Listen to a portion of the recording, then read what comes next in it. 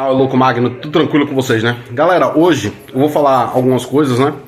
Que tem um tempão já que eu não gravo vídeo pro YouTube, mas hoje eu vou aproveitar que eu tô com uma folguinha aí e vou postar um vídeo pra vocês. Galera, em primeiro lugar, quero que você se inscreva no canal, certo? Me acompanhe nas minhas outras redes sociais, tá certo? Lá no Kawaii, no TikTok, no Instagram, certo? Como Eu Louco Magno, e procure também como Magno Rafael, tá bom, galera? Galera, veja só, vou falar aqui sobre o jogo do São Paulo ontem, né? O São Paulo que abriu o placar com o Ferreirinha. O Ferreirinha fez os 2 gols. O Ferreirinha agora tá com harmonização facial. Mas, falando sério, o São Paulo abriu um 2-0. E aí no segundo tempo, o São Paulo fez o primeiro tempo muito bom e um segundo tempo muito abaixo. E aí o São Paulo tomou um empate. E vamos lá, eu acho que isso está acontecendo muito com o Palmeiras também, né? Ou aconteceu ou ainda acontece. Porque o Zubeldia, quando ele olhou para o banco para fazer uma modificação, para mudar o time de alguma forma, é complicado. O próprio presidente do São Paulo falou que os custos seriam reduzidos para que justamente daqui a 3 anos o São Paulo voltasse a ser um time competitivo. E o Zubeldia, ele tem que se virar, porque o Zubeldia ele tem 11, mas não tem um banco. Mas nessa hora a torcida, quando tá na arquibancada, não pensa nisso, e também muito menos hora também. A torcida é assim, né? Então, o que acontece? O São Paulo deixou empatar, certo? Com a Alianza Lima, que tem um bom time. O Alianza Lima que derrotou o Boca Juniors na fase de grupos, na fase pré-Libertadores, né? Tirando o Boca. E tem um Barcos lá que jogou no Palmeiras com 40 anos. Também tem um Guerreiro, né? E empatou. Então, quer dizer, a torcida cobrou muito do Zubeldia. E assim, cara, convenhamos, o cara tem que tirar leite de pedra. O Abel já fez isso no Palmeiras, certo? E por muitas vezes, e o Zubeldia tá fazendo isso no São Paulo. E o cara, quando olha pro banco, ele não tem banco, ele não tem um cara pra dizer assim, não, vou tirar esse, colocar esse, ele vai me ajudar. Não tem. Primeiro porque o Lucas tá contundido, talvez opere. O Oscar, eu acho que também ontem não jogou, né? Então, assim, são 2 pilares do São Paulo. O Oscar chegou, botou a camisa, virou titular. É bom jogador, muita gente tava desconfiado, mas é bom jogador. Então, acho que o São Paulo, o torcedor tem que ter paciência, porque o São Paulo hoje ele não tem banco, e o São Paulo tem 11. Quando sai um, já prejudica. Quando sai 2, é pior ainda. E a temporada, ela é extensa. Então, o torcedor do São Paulo, não acho que o São Paulo vai ser um time avassalador e que vai ganhar tudo, ou pelo menos um campeonato que vai ser difícil. Né? Tivemos também a situação do Fortaleza ontem com o Colo-Colo. Muito complicado. Vamos ver agora como vai ser a atitude da Conmebol, que é muito conivente em muitas coisas no futebol sul-americano. E ontem tivemos invasão de torcedores do Colo-Colo. Os jogadores do Fortaleza tiveram que sair correndo para o vestiário para não serem agredidos. E pelo que eu vi hoje de manhã, que tem nas regras, o Fortaleza tem que ganhar os 3 pontos. Então, cara, vamos ver o que vai acontecer. Bicho, é muito conivente a Conmebol, muito conivente com essas coisas. É com racismo, é com isso tudo.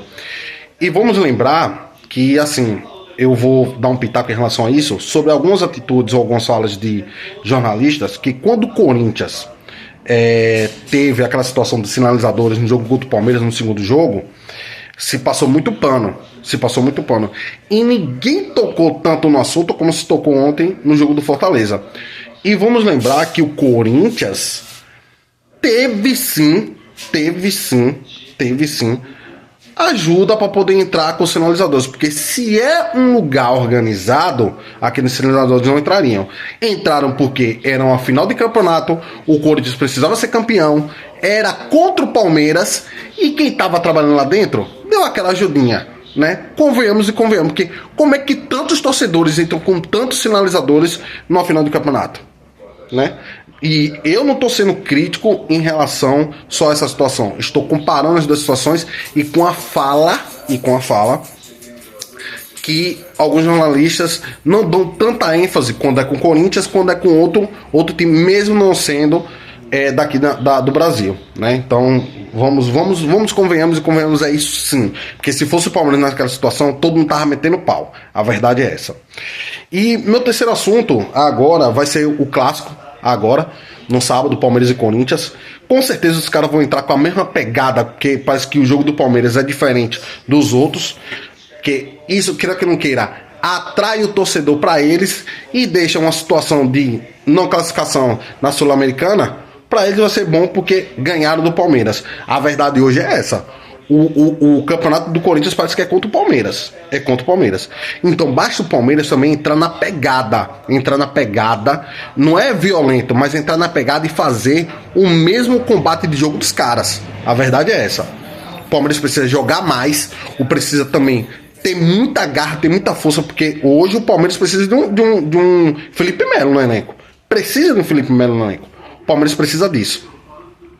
E para terminar, galera, muito rápido no meu vídeo hoje, é falando sobre os jornalistas da ESPN que foram como é o nome, afastados.